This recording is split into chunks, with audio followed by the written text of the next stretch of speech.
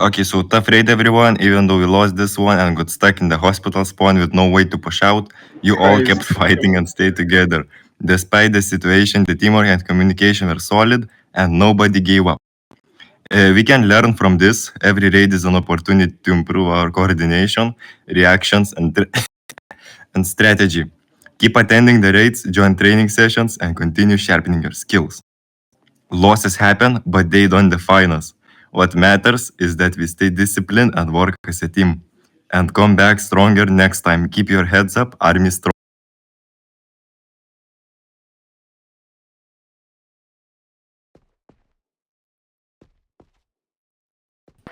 Okay, so tough raid everyone. Even though we lost this one and got stuck in the hospital spawn with no way to push out, you all kept fighting and stayed together despite the situation.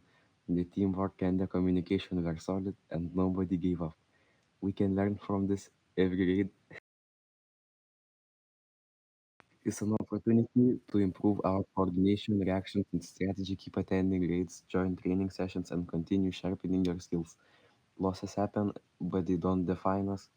What matters is that we stay disciplined, work as a team, and come back to stronger next time.